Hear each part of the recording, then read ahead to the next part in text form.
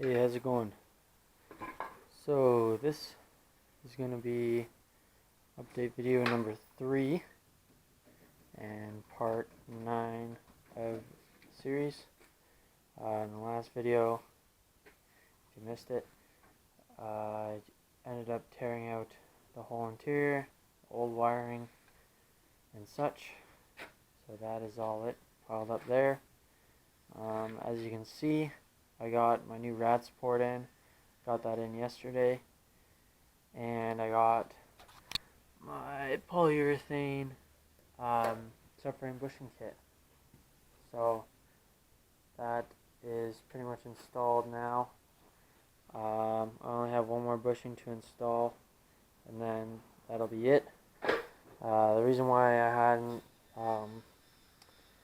installed that bushing yet is because I had to remove these. These are my subframe connectors that somebody else either fabricated or bought, most likely fabricated on themselves, just based off of the weld and stuff, not looking too good, not looking too pretty. But yeah, so this end is connected to the front subframe. It uses the subframe bolt, it overlaps underneath the subframe. These three holes connect to the shackle here, like so, and then that strengthens up the car, gives it more rigidity, because there is absolutely no frame underneath the car from here to here. So the front subframe only comes to about here. The rear subframe doesn't start to the leaf spring, which is here. So those connectors run between each subframe to prevent the car from twisting when you get a lot of power and torque from the engine. So that side came out no problem. The only pain in the ass part was that they decided to weld right here to the floor. So I had to grind that down and break it off from the floor. But on this side, for some freaking reason, they decided that it would be a good idea to add this piece. So this is the original piece right here, and then they added this on top. So they welded this to the floor, they welded this side to the original subframe, and there's still a piece of it still on there, right here. They welded it up here. So this is the original piece here. That's only supposed to be there. They welded in an extra piece for some odd reason. They welded it here, and to top it all off, they welded it to the freaking shackle. They're not good welds. They're all fucking bubbly and popcorny because probably the welder wasn't hot enough to penetrate the metal because it's thick ass metal. And it's just all bubbly like that on every freaking piece of the shackle. Some people, man, they just shouldn't have access to a welder. Like, fuck. So that took a lot of cutting and grinding just to get that off. Ended up just cutting the subframe connector in half in order to get it out, because there was no way I could get my angle grinder in between the top of the bar and the floor of my car without hitting the floor of my car. So I was just like, okay, whatever. I'm going to have to replace them anyways because they're too messed up now just from me grinding them and stuff. So, and they're probably not even proper. They're probably just homemade ones. So I ended up just cutting it in half. And I'm working on getting the rest of it off the car now. But now that I cut it in half, I was able to at least drop the leaf spring, because I'm getting new leaf springs in today. And it's going to create a 2-inch drop in the rear, which would be nice. It'll get rid of the tire gap. And it's coming with new polyurethane bushings, so that'll give it some rigidity and get rid of the body roll. Also, I will be ordering new front and rear sway bars and those come with new bushings and such, so that'll help out with the body roll as well, which would be great. What else am I doing? In the next coming weeks, I will be ordering a new rear end gear set. I'm going to be going to either 410 or 411 gears. So this thing will just fucking burn rubber like no tomorrow. And it'll give it more speed coming out of the dig. And also, as you can see, my windshield isn't in anymore. I got my buddy from work to come over and cut it out for me. The reason why I got it cut out is because I'm getting this piece replaced. I ended up finding a brand new piece on Facebook Marketplace for $100 when they retail for like $260 plus shipping and whatnot. So that was a good steal because as you can see here, this whole corner on both sides is just rotten. Like, it's soft as hell, and the pillars are starting to get kind of crusty and stuff, so I might have to look into getting some of that, especially on this side. This side's getting bad. Get a flashlight so you can see that.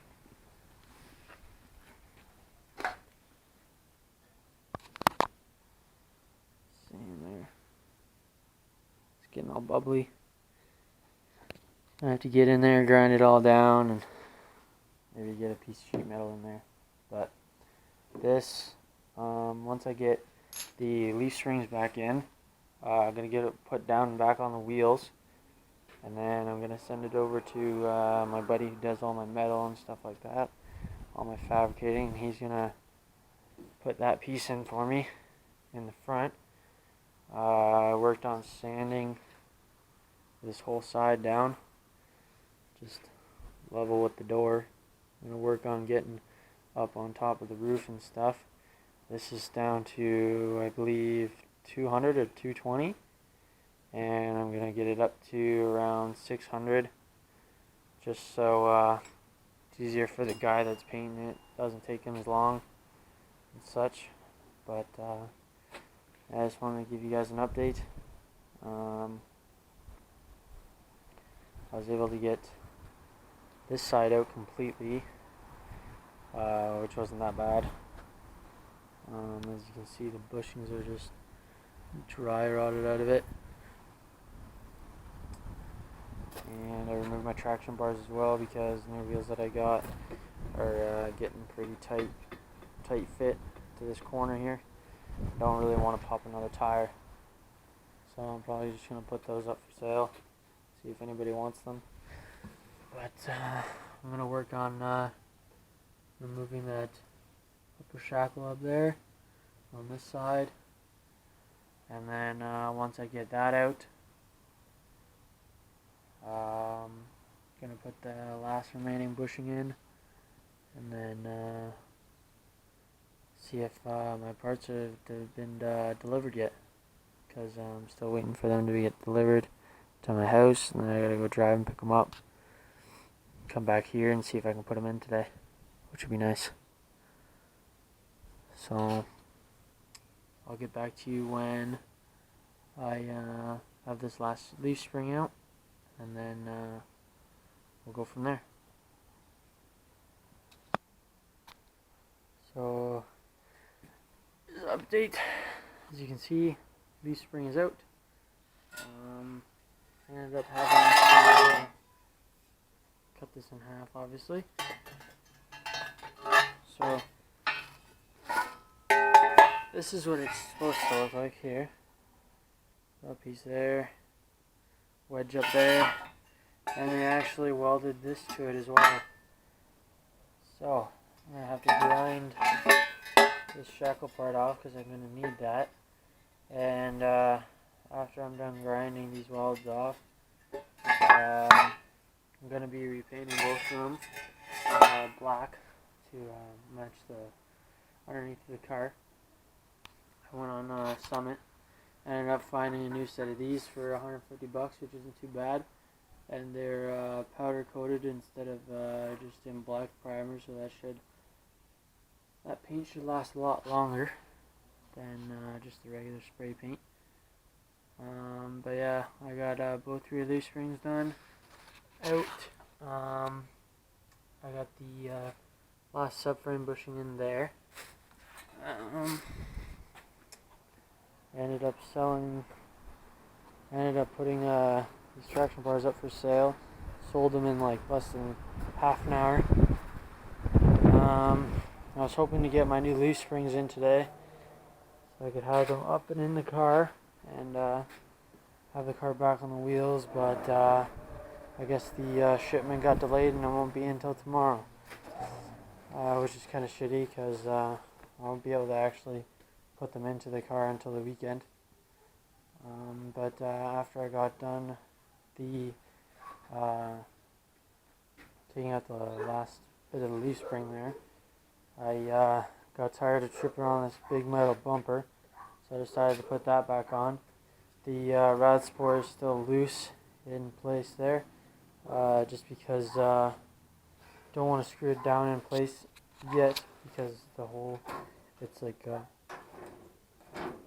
the hole's too big, so it won't like center itself. So I'm going to wait until I have the fenders on to completely tighten it down so everything lines up good. Yeah, so that's pretty much all I can do for today. The car's starting to get back together now. I've been ordering some more parts. I ordered in the new door hinges. As you can tell, these ones are pretty bad. So I ordered new door hinges, new door hinge bolts. What else did I get? I got a new hardware kit for the leaf springs. That's coming in as well tomorrow. All that's coming in tomorrow. Then what I'm probably going to do is, after I get the leaf springs and such installed, I'm going to start sanding this side down. I'm going to be taking this door off completely because I'm not using it anymore, so I won't need that on the car at all. I'm going to make this more smooth and line up better. There's just a little bit of a lip there because I just went over that in like 120 when I first did it like 6 months ago. I got to take these taillights out, take the speaker wiring out, and then got to take these rear spoilers off. What else? Got to get a heat gun to get these decals off. I tried sanding them off, but wasn't the best idea because it just made the sticker thinner. Didn't actually take it completely off. I had a little heater that I was using to get this one off, but I'm gonna have to go to Canadian Tire and get a little heat gun to get these decals ripped off because I'm not gonna be putting new decals on it or reusing these ones. I'm just gonna go flat paint, no decals. I ended up fixing this up pretty good. Needs a little bit more sanding just to flatten it out a little more.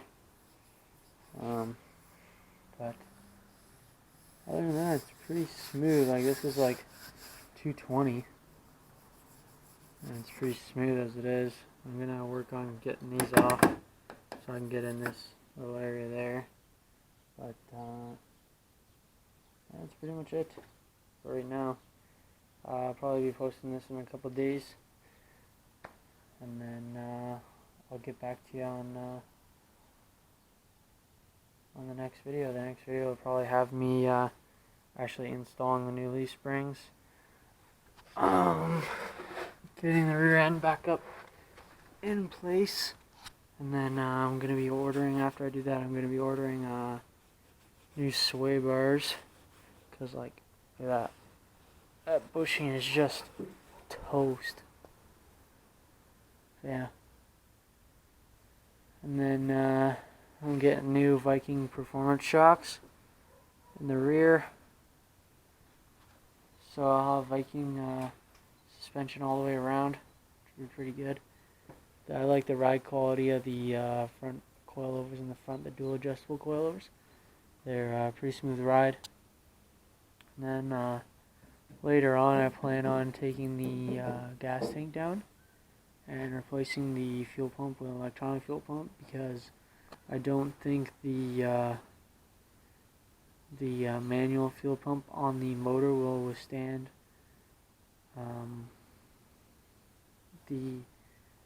I don't think it'll keep up with the new motor that I'm putting in. So I'm probably gonna have to put in a new fuel pump just to keep up with the new motor and be able to give it consistent pressure. But other than that, we're moving along pretty good. I'm hoping to get it back on the wheels next week, and then maybe get it out to my fabricator guy soon after that. And then after he's done with welding in that new cowl piece up front here,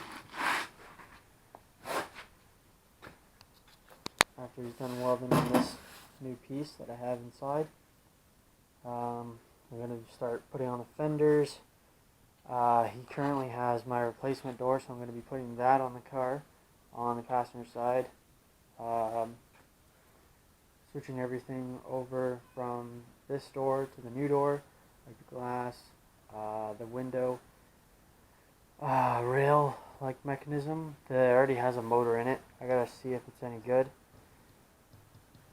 And then I'm gonna probably put the fenders on. I got a new like sheet metal screw kit coming for that, new shim kit, stuff like that.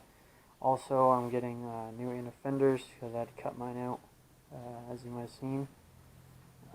Those are on back order until the end of the month, so they won't be shipped out till the end of the month.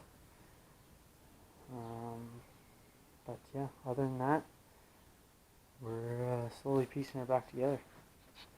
Hopefully I have it out by the end of the season here. Running and driving. Maybe take it to a track or something, just to test out the new motor. But that's it for now. Hope you enjoyed this little update video, and hopefully we'll be making another one soon. See ya.